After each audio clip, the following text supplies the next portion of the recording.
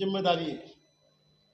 अशोक चौधरी जी को आप सब परिचित है, प्रदेश के हमारे संगठन मंत्री हैं। मैं पवन कुमार, भारतीय मजदूर संघ नॉर्थ जोन का इंचार्ज हूँ, भारतीय मजदूर संघ। तो अभी हमारे प्रदेश अखिल भारतीय महामंत्री श्री रविंद्र हिमती से आग्रह करता हूँ कि आपसे बातचीत करेंगे। आप सभी का इस वार्ता परिषद में मैं स्वागत करता हूं। भारतीय मजदूर संघ की अखिल भारतीय पदाधिकारी समूह की बैठक इस जम्मू में संपन्न हो रही है। इस बैठक में कुछ बिंदुओं पर प्रकाश डालने के लिए आप लोगों को यहाँ पर हमने एकत्रित किया है और आशा है कि आप लोगों के माध्यम से ये सारी हमारी कामगारों की और जनता के प्रति जो अपील है वो आप लोगों के माध्यम से प्रसारित होगी और उन्हें एक नई चेतना, कामगारों को सच्चाई की प्रति जानकारी और भारतीय मजदूर संघ के कार्य के प्रति जानकारी आप लोगों के प्रति मिलेगी। इसलिए प्रथम मैं आप लोगों को धन्यवाद व्यक्त करना चाहता हूं कि आप हमारी आवाज़ बनकर जनता के पास और कामगारों के पास जा रहे हैं। हमारे बीच आज 2014 से ESIC का PF का कंट्रीब्यूशन जो है 15,000 पर उसका कैलकुलेशन होता है। उसके ऊपर अभी तक 15 के बाद कोई निर्णय सरकार ने नहीं किया है। वैसे ही 2017 में ESIC के ऊपर जो ESIC की सीलिंग है उसको भी गवर्नमेंट ने बढ़ाया नहीं है, वो 21,000 ही है। इन चीज़ों को कहीं तो भी आगे बढ़ाना यह हमारी बात है और इन चीज़ों को सोशल सिक्योरिटी के नाम पर सोशल सिक्योरिटी ही बनकर हमारे असंगठित कार्यकर्ताओं तक भी पहुंचाना यह हमारी सरकार से मांग है और हमें पूरा आशा है कि सरकार इस विषय में अपना ध्यान एकत्रित करके हमारी मांगों की तरफ ध्यान देगी। दूसरी बात यह रहती है कि जो 4 लेबर कोड्स है कि जिनके बारे में आज पूरे देश भर में कामगार जगत के अंदर एक प्रकार का संघर्ष शुरू है कि सरकार 4 लेबर कोड्स के अंदर क्या करने जा रही है और उसका परिणाम हमारे कामगार जगत पर क्या होगा। इस विषय में 2 के साथ भारतीय मजदूर संघ 2 लेबर कोड के साथ है और 2 लेबर कोड का भारतीय मजदूर संघ कुछ सुधार के पश्चात उसके साथ मार्गदर्शन उसके साथ रहने का आश्वासन देती है। इस विषय के लेकर हमारे अध्यक्ष माननीय श्री मल्लेशम जी आपके समक्ष जो बात रखेंगे कि किन 2 के ऊपर हम क्यों सहमत हैं और किन 2 के ऊपर हम सहमत हमारे सुधारना के पश्चात करेंगे, इसमें हमारे अध्यक्ष जी बात करेंगे। सबको नमस्कार। सब लोग जानते हैं, सबको नमस्कार। लेबर कोड्स ये बहुत प्रमुख विषय है। श्रम कानूनों में भारत सरकार ने उसका परिवर्तन करके जितने भी श्रम कानून है उसको 4 कोड में लाने का प्रयत्न भारत सरकार ने किया है। उसमें 4 कोड में पहला वेज कोड है, दूसरा है सोशल सिक्योरिटी कोड, तीसरा इंडस्ट्रियल रिलेशंस कोड, चौथा है occupational safety and health and working conditions, ये चौथा कोड है। ये 4 कोड में भारतीय मजदूर संघ की तरफ से वेज कोड को हम लोग इसको स्वागत किया है। इसीलिए स्वागत किया है, देश भर के जो मजदूर है विभिन्न राज्यों में विभिन्न मिनिमम वेजेस मिलने के कारण वर्करों का बहुत शोषण होता है। इस शोषण को दूर करने के लिए भारतीय मजदूर संघ ने कई सालों से भारत सरकार से मांग है, हिंदुस्तान का सारे मजदूरों का एक वेज होना चाहिए। Skilled, semi skilled, unskilled, highly skilled जो कैटेगरी ऑफ एम्प्लॉयमेंट है, सारे मजदूरों का विभिन्न राज्यों से अलग अलग तनख्वाह नहीं होने के कारण अभी का उदाहरण के लिए कुछ राज्यों में तनख्वाह कम है, बहुत कम होने के कारण उस राज्य में जो काम करता है मजदूर को बहुत शोषण है। इसीलिए नया जो वेज कोड बनता है, इसमें भारत सरकार ने एक योजना किया है, national floor minimum wage. Bharat सरकार की तरफ से एक मिनिमम वेज तय करेगी, उस वेज से कम कोई राज्य नहीं देना चाहिए।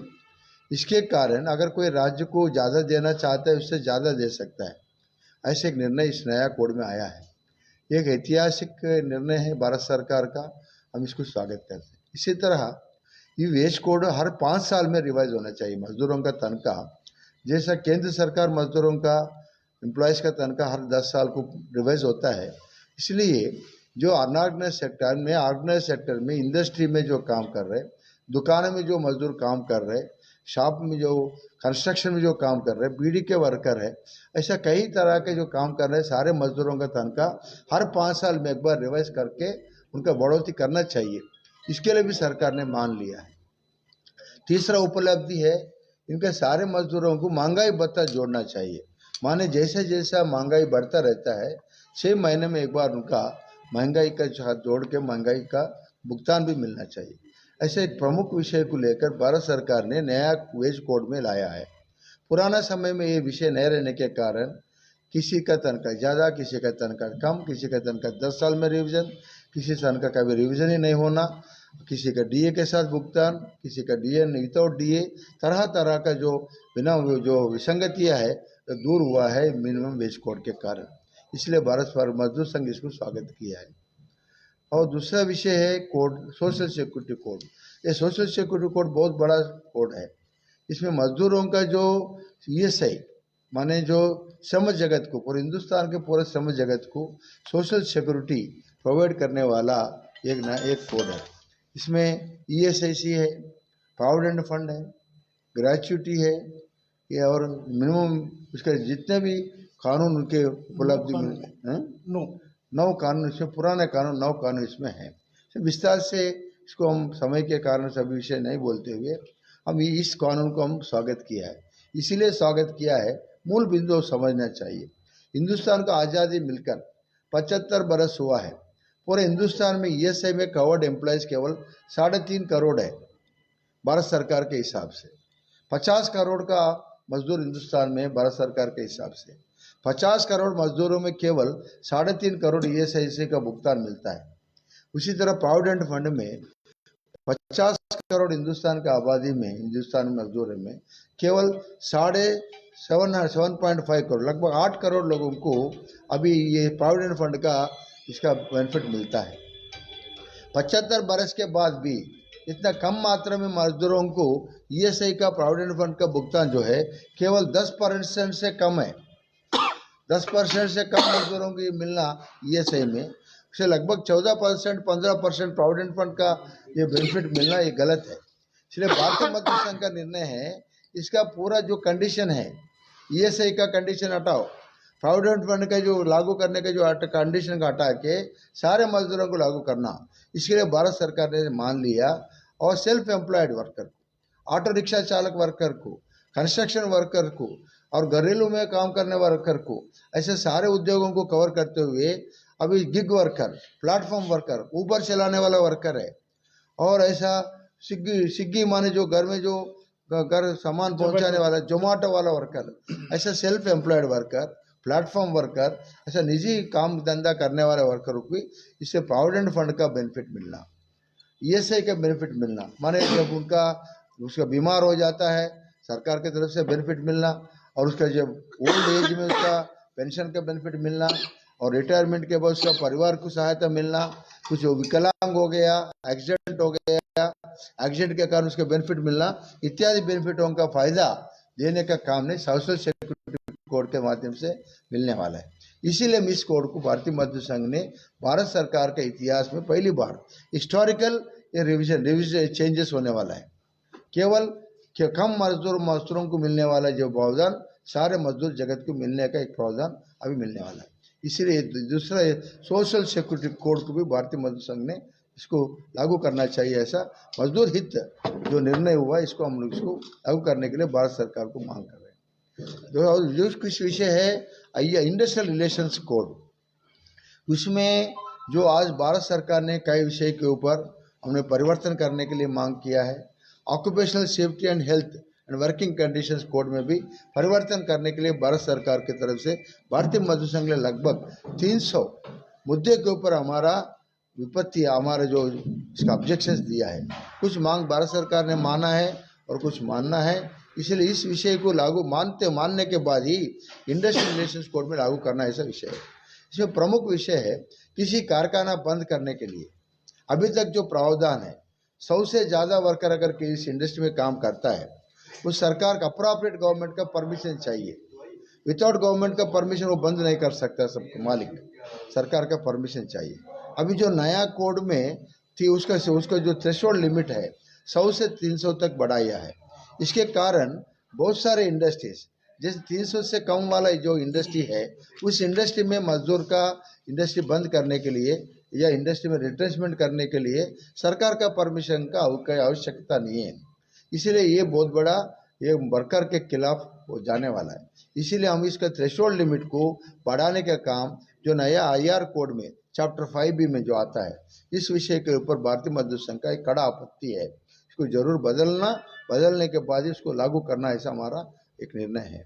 इसको बरकरार हम लिखित में सरकार को दिया है। उसी तरह ऑक्यूपेशनल सेफ्टी एंड हेल्थ, जो बड़ा फैक्ट्रीज एक्ट का जो बड़ा मुद्दा इसमें आता है, किसी वर्कर का जो इंडस्ट्री में को काम करते समय फैक्ट्री का जो डेफिनेशन है अभी तक है, उसका थ्रेशोल्ड लिमिट को डबल किया, दुगना किया है। माने जिस इंडस्ट्री में 20 से ज़्यादा काम करने वाले मजदूर को फैक्ट्री मानते हैं, अभी तक 10 जगह अगर 10 मजदूर जिस इंडस्ट्री में काम करते हैं पावर के सहायता से, माने जो आज बिजली का सहायता से जो इंडस्ट्री चलती है 10 से ज़्यादा उसको फैक्ट्री मानते हैं। उसी तरह 20 से ज़्यादा जो काम करते हैं भी तो बिजली का सहायता नहीं रहते हुए जो काम कराते हैं उसको फैक्ट्री मानते हैं। उसको 10 को 20 का जगह बढ़ाया सरकार ने। अब ये बाहर से बिजली वाला चलाने वाला 20 को 40 किया है। ये दोनों इस थ्रेशोल्ड लिमिट में बहुत सारे मजदूरों को अपना हक छीनने का काम इस प्रावधान से होने वाला है। इसलिए भारतीय मजदूर संघ इसके ऊपर भी खड़ा आपत्ति लिया है। ऐसे 2 श्रम कानून के ऊपर भारत सरकार ने वर्तमान को अभी जो इस विंटर सेशन में अपना इस सेशन में जो लागू करने का प्रयत्न सरकार की तरफ से होगा, अब इसको आपत्ति कर रहे हैं। और पूरा हिंदुस्तान में भारत सरकार ने राज्यों से रूल्स बनाने के लिए डायरेक्शन दिया है, कई राज्यों ने बनाया। अभी इस वर्तमान में होने वाला सत्र में पार्लियामेंट में इसको पेश करके लागू करने की दिशा में जो भारत सरकार सोच रही है, इसके ऊपर पुनर्विचार करना चाहिए। मजदूर हित कानून लागू करना चाहिए। मजदूर विरोधी कानून के ऊपर जो भारतीय मजदूर संघ की तरफ से हमारा आपत्ति है, आपत्ति का सुधार करने के बाद ही लागू करना। अगर भारत सरकार इसको लागू करेगी, भारतीय मजदूर संघ रोड के ऊपर आएगा, इसके खिलाफ लड़ेगा, आंदोलन करेगा। आंदोलन करने का बाध्य हम लोग जरूर करेंगे। हिंदुस्तान के करोड़ों मजदूरों के हित के लिए भारतीय मजदूर संघ लड़ने का इसका निर्णय। अभी 2 दिवस का भारतीय मजदूर संघ का पदाधिकारी का समूह का बैठक में इस विषय के ऊपर गहराई के 2 दिवस में चर्चा हुआ है। अगर भारत सरकार हमारा आपत्तियों को अगर नज़रअंदाज करते हुए भी आगे बढ़ेगी, इसके खिलाफ आंदोलन का मोर्चा खड़ा करने का विषय भारतीय मजदूर संघ ने निर्णय लिया है। दूसरा विषय है ESI वाला। ESI का जो सीलिंग लिमिट अभी है, वर्तमान में 21,000 से जिसका तनख्वाह ज़्यादा है उस सारे वर्कर को ESI के दायरा से बाहर कर दिया। एम्प्लॉय स्टेट इंश्योरेंस कॉरपोरेशन, कई मजदूरों का तनख्वाह आज हिंदुस्तान में अभी मजदूरी बढ़ने के कारण और भुगतान जो उनका DVDA इत्यादि बढ़ने के कारण 21,000 से ज़्यादा हो गया। इसका रिवीजन लगभग 1/1/2017 में लगभग 8 साल पहले इसका रिवीजन हुआ था। माने उसका अभी पूरा 8 साल से पुराना वाला मुद्दा भी सरकार लागू कर रही है। हमारा मांग है 21,000 वाला जो सीलिंग है उसको सीलिंग हटा के सारे मजदूरों को तनख्वाह से कोई लागू नहीं रखना चाहिए। विदाउट एनी सीलिंग सारे मजदूरों को हिंदुस्तान में ESI के दायरा में लाना, मजदूर के हित वाला ESI को लागू करना, ये भारतीय मजदूर संघ का निर्णय है। इसके ऊपर भी आने वाला आगामी रणनीति में हमारे मुद्दा भी हम लोग शामिल किया है।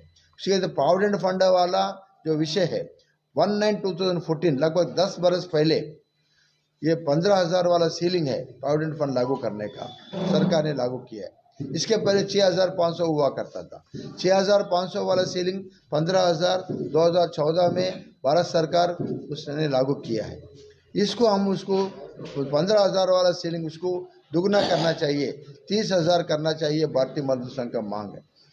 इसको भी अभी भारतीय मजदूर संघ के तरफ से सेंट्रल बोर्ड ऑफ ट्रस्टीज का बैठक 30 को होने वाला है, अक्टूबर 30 को, नवंबर 30 को दिल्ली में होने वाला है। उस बैठक में भारतीय मजदूर संघ इसके ऊपर हमारा जो इसका ऊपर हमारा सजेशन प्रकट करेंगे, इसके ऊपर लागू करने का प्रयत्न करेंगे। ये दोनों विषय के प्रमुखता, ये तीनों विषय के ऊपर प्रमुखता 2 दिवस के कार्यक्रम में चर्चा होगी। धन्यवाद। जम्मू कश्मीर के लोगों के लिए आपने क्या मैं बोलता हूँ। दो विषय मुझे आपसे जम्मू कश्मीर के लोगों के लिए बोलना है। एक, पिछले अनेक वर्षों से आंगनबाड़ी वर्कर के वेतन में कोई रिवीजन नहीं हुआ। 4500 रुपया भारत सरकार देती है, जम्मू कश्मीर सरकार केवल 600 रुपया दे रही है, जबकि 6 काम केंद्र सरकार के और यहाँ के 50 काम जम्मू कश्मीर की सरकार करवा रही है। एलजी साहब ने भी इस बात को सुना नहीं, और वर्तमान सरकार से भी हमारा आग्रह है, पड़ोस में देखते हुए हरियाणा आज 15,000 रुपये के लगभग दे रहा है, पंजाब 12,000 के लगभग दे रहा है, हिमाचल 12,000 दे रहा है। तो अड़ोस पड़ोस को देखते हुए इसके तुरंत आंगनबाड़ी के वेतन में सरकार को बढ़ोतरी करनी चाहिए, ये हमारा कहना है। दूसरा, एक बड़ा जो मुद्दा है जम्मू कश्मीर का, वह दैनिक वेतनभोगी। आज हजारों हजार संख्या में दैनिक वेतनभोगी काम कर रहे हैं, डेली वेजर्स जिसको कहते हैं, काम कर रहे हैं। ये बाबा साहब भीमराव अंबेडकर के संविधान का उल्लंघन सरकार कर रही है, ये कानूनी अपराध कर रही है सरकार। कानून में स्पष्ट लिखा है 240 दिन के बाद स्थायी करना चाहिए। जम्मू कश्मीर की सरकार की कोई नीति नहीं है एक 8,000 9,000 के बीच में काम करवाना, यानी सरकार जानबूझ करके इन डेली वेजर को गरीबी की रेखा के नीचे रखना चाहती है, क्योंकि भारत सरकार की गरीबी की रेखा की सीलिंग 1,20,000 है और वेतन 9,000 है।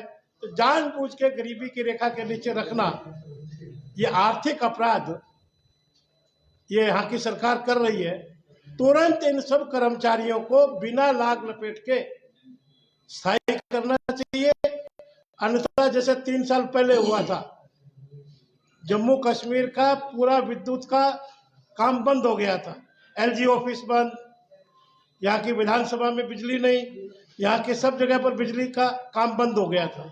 अगर सरकार बाध्य करेगी तो भारतीय मजदूर संघ इतना भयंकर आंदोलन करेगा कि यहाँ के बिजली पानी सबको बंद करेंगे। सर, मेरा एक सवाल रहेगा कि जिस तरह से आपने कहा है कि एक जिस तरह फैक्ट्रियों में जो है एक ठेकेदारी सिस्टम है वो स्थायी करते ही नहीं है। मेरा दूसरा सवाल ये रहेगा ईएसआई की। जम्मू कश्मीर में पिछले 2 साल से जितनी भी डिस्पेंसरियां हैं वहाँ पे दवाई नहीं है, तो जो मजदूर संघ का ये इंसेंटिव उनके लिए क्या कहेंगे? जिस तरह से मजदूरों के लिए डिस्पेंसरियां बनाई हैं, फ्री में मेडिसिन दी जाती है, 2 साल से वहाँ दवाइयाँ नहीं हैं, क्या कहेंगे? इसके ऊपर भारतीय मजदूर संघ का निर्णय है। जिस राज्य अभी ईएसआई का जो चलाने का जो सिस्टम है, राज्य सरकार मेडिकल स्कीम चलाता है, दूसरा सुविधाएं केंद्र सरकार देती है। ये डाइकोटमी के कारण राज्य सरकार और केंद्र सरकार के बीच में ये परंपरा बराबर जो संवाद होना चाहिए नहीं रहने के कारण ये वर्कर का नुकसान होता है। इसके लिए हमने भारत सरकार को सुझाव दिया है, ये कोऑपरेटिव सोसाइटी माने एक सोसाइटी का लागू करना चाहिए। सोसाइटी माने ये ईएसआईसी का subsidiary society Jammu and Kashmir में स्टार्ट करके उसका पूरा जितना भी खर्च होता है इसका पूरा केंद्र सरकार देना चाहिए।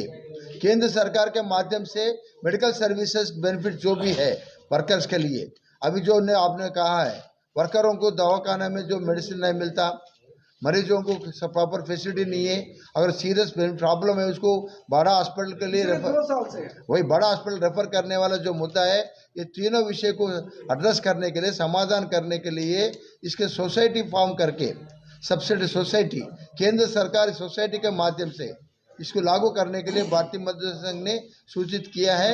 मैं समझता हूं जल्दी भारत सरकार की तरफ से हम इसको योगदान करके सोसाइटी के माध्यम से ESIC का जितने भी मेडिकल बेनिफिट का लागू करने का जो प्रयत्न है वो पूरा प्रयत्न करेंगे। देश भर में दूसरा राज्यों में भी जिस राज्यों में मेडिकल स्कीम लागू करने में असफल है, इस असफलता को दूर करने के लिए केंद्र ने ये नया प्रावधान लेके आया है। माने पूरा पैसा सरकार देगी, केंद्र सरकार देगी सोसाइटी के माध्यम से। इस सोसाइटी के माध्यम से चलाने का प्रयत्न हम लोग